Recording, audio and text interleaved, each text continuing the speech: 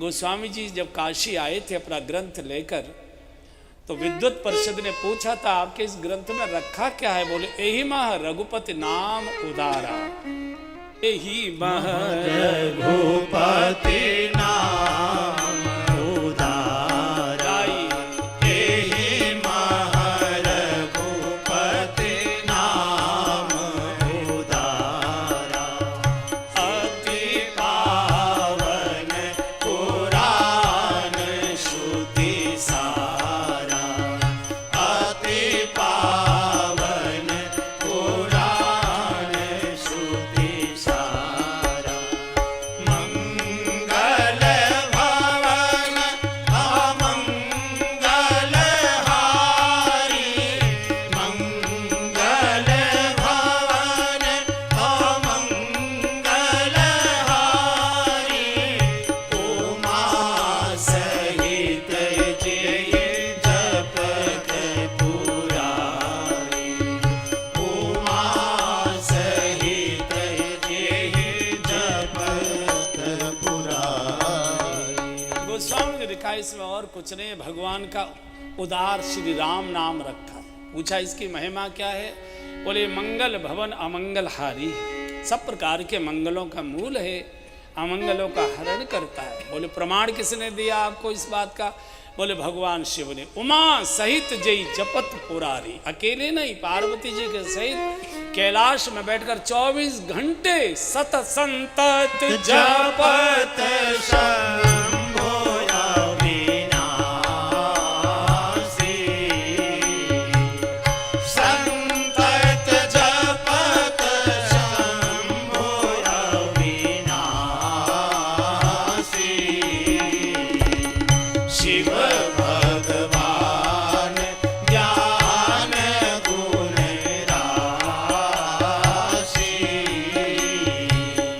शिव भगवान ज्ञान गुण राशि।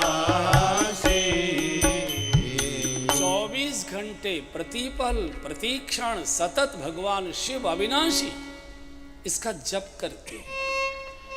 नाम की महिमा में गोस्वामी जी ने कहा है कि यही कलिकाल जिसमें हम और आप निवास करें, इस कलिकाल में कोई और कठोर साधन में उलझने की आवश्यकता नहीं है। यही कलिकालन साधन दूजा। कौन सा? बोले योग यज्ञ जप तप व्रत पूजा, इसका निषेध नहीं है, इसका निषेध नहीं किया उन्होंने। बोले काहे को उलझ रहे, फिर करे क्या? बोले राम ही सुमिरिए गाइए राम, संतत सुनिए राम गुण ग्राम। राम को गाइए, राम को बोलिए, राम को पढ़िए, राम को गुनगुनाइए, बाकी सब चीजें छोड़ दीजिए। योग यज्ञ जप तप व्रत पूजा, नाम में सब आ जाता है। नाम लेते ही योग हो जाता है। भगवान जिसका नाम लेते उसका चित्र आपके मन में आने लगता है। बेटे का नाम लीजिए तो बेटा आपकी आंखों में दिखाई देने लगता है, जिसका भी नाम लीजिए। फिर बोल रहा हूं, इस कलिकाल में काय के लिए जब सोफे पर बैठकर चाय पीते पीते भगवान मिल सकते हैं, तो काय को भूखों मरना, बैठे 3-3 घंटे सांस खींचे हुए। अरे सतयुग की चीजें जाने दो ना उनको। चाहे जैसे इस कलयुग में कलयुग केवल नाम आधारा, सुमेरे सुमेरे नर उतरहि पाए, कलयुग केवल नाम आधारा, सुमेरे सुमेरे नर उतरहि पाए, नहीं कलि कर मन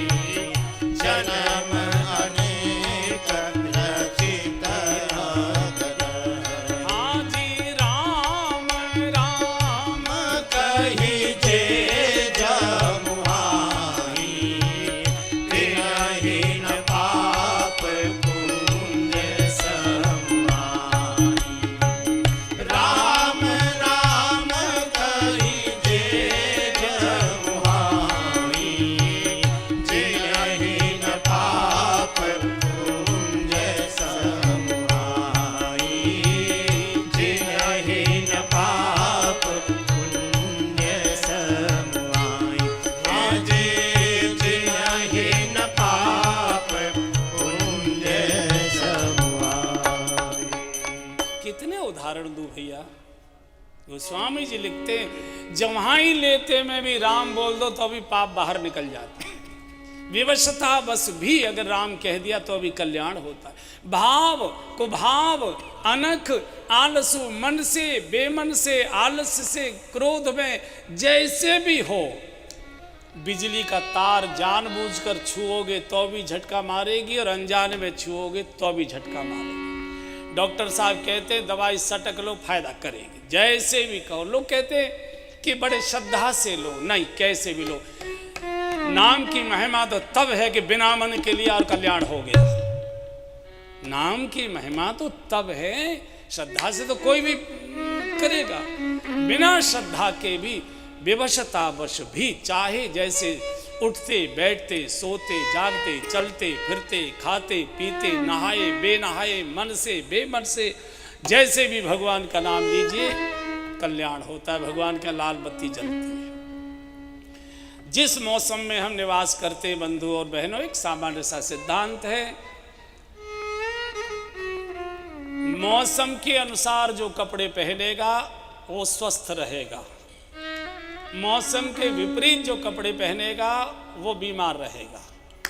ये कलयुग का मौसम ध्यान का नहीं है, ध्यान लगाने का नहीं है, ध्यान रखने का है कि मैं जो कर रहा हूँ भगवान देख रहा है, मैं जो जा रहा हूँ जहाँ भगवान देख रहा है, जो मैं खा पी रहा हूँ भगवान देख रहा है। ध्यान लगाइए मत, बहुत कठिन है भैया, हमारा तो लगता नहीं, हम तो आंख बंद करके बैठते हैं, यजमानी दिखाई देने लगता है हमें तो नहीं याद आता है। अब आपका लग जाए तो लगा लीजिए। और जैसे ही आप आंख बंद करेंगे ऐसी उलझुल बातें ध्यान में आती हैं जो कभी नहीं आई होंगी।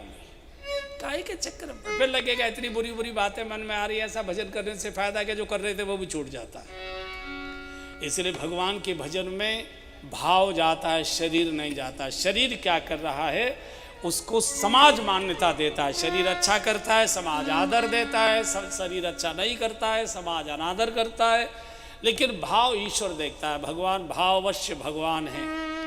योग यज्ञ जप तप व्रत अनुष्ठान, योग करना बड़ा कठिन। योग व्यायाम किया जा सकता है थोड़ा बहुत, लेकिन योग ध्यान का योग ये संभव नहीं। आंख बंद करके बैठते हैं, भगवान गायब हो जाता है, उल जलूल बातें मन में आने लगती हैं। यज्ञ करना और कठिन है। यज्ञ का केवल हम लोग नाटक कर रहे हैं, सामग्री शुद्ध नहीं, समिधा शुद्ध नहीं, घी शुद्ध नहीं, मंत्र शुद्ध नहीं, हमसे विधि विधान आता नहीं, वो शुद्ध नहीं।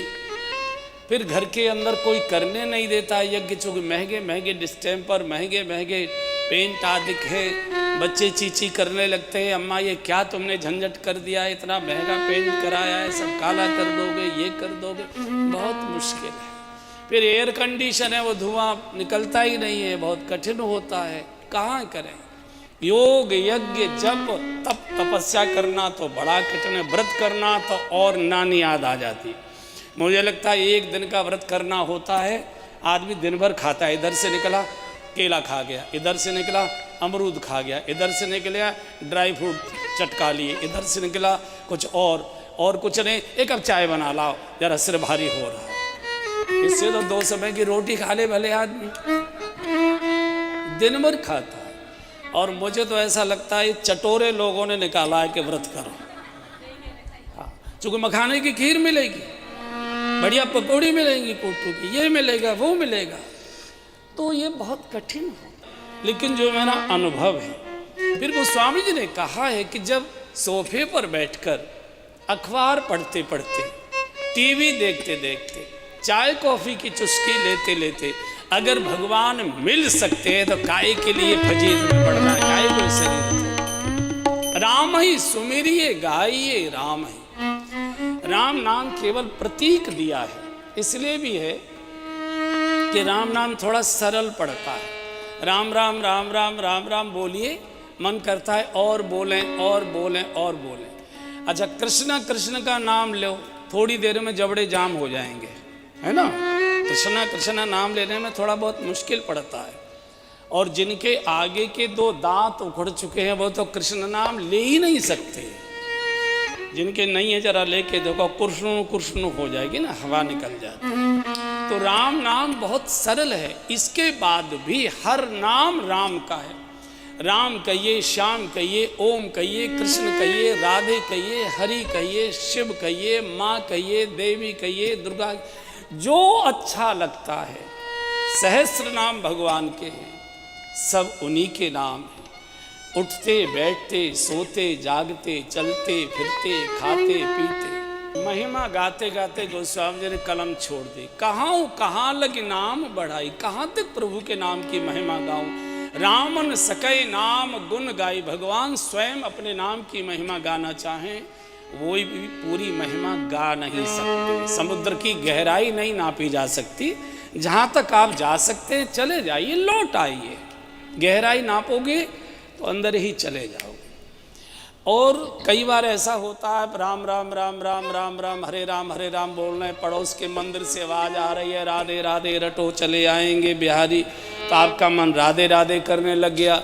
उधर के मंदिर से जोर से आवाज़ आ रही है ओम नमः शिवाय, ओम नमः शिवाय, जय जय भोला भंडारी, ऐसे भजन आ रहे हैं, कोई देवी का आ रहा है, तो आप जो सुनाई पड़ेगा वही बोलने लग जाएंगे, तो वही करने लग जाइए, कोई दिक्कत नहीं। सभी नाम उनके हैं, सभी। अरे एक बालक का नाम होता है, मान लीजिए सुरेश, उदाहरण के लिए, दादी उसको कुछ नाम से पुकारती है, मम्मी उसको कुछ नाम से पुकारती है, दोस्त उसको कुछ नाम से पुकारते हैं, बाबा जी उसे कुछ नाम से पुकारते हैं, लेकिन वो सबकी सुनकर उनके पास पहुंच जाता है।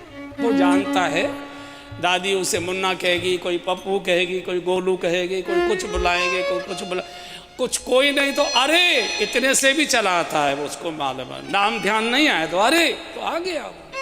सब नाम उसी के, हर नाम उसी का है। और नाम कभी खंडित नहीं होता। अनुष्ठान खंडित हो जाता है, यज्ञ कई बार बीच में छोड़ो खंडित हो जाता है, पाठ खंडित हो जाता है, नाम सुमिरन कभी खंडित नहीं होता। नाम जप रहे थे, फोन आ गया, सुन लीजिए, फिर वहीं से बोलना शुरू कर दीजिए, कर दीजिए। तो इसलिए इस भ्रम में बिल्कुल जो कहा है जिन्होंने कि नहीं नहीं नहीं बिल्कुल अखंड और होठ बंद करके ही नाम जपिए, उनको ये मालूम ही नहीं है, वो नाम का अपमान कर रहे हैं, उनको मालूम नहीं है नाम की। भाव कुभाव अनख आलसहु, नाम जपत मंगल दिसिदसहु, विवशों राम नाम जे कहीं, जन्म अनेक रचित अगद। इसलिए किसी की बिल्कुल मत सुनिए जो नाम के साथ कुछ शर्त लगाते हैं, कहते श्रद्धा से जपो। इसका अर्थ है नाम की कोई महिमा नहीं थी, महिमा श्रद्धा की थी। नाम की महिमा तो तब है जब बिना मन के जपा और कल्याण हो जाए, तब है ना। तो डॉक्टर औषधि देते हैं, ये नहीं कहते कि मंदिर में जाके शिव चौक पर खड़े हो गई खाओगे तभी फायदा करेगी। डॉक्टर कहते हैं कि सटक लो पार हो जाएगा। कैसे भी नाम लीजिए, मन से, बेमन से, धोखे से, गलती से भूल जाओ, कोई डर करने की आवश्यकता नहीं है।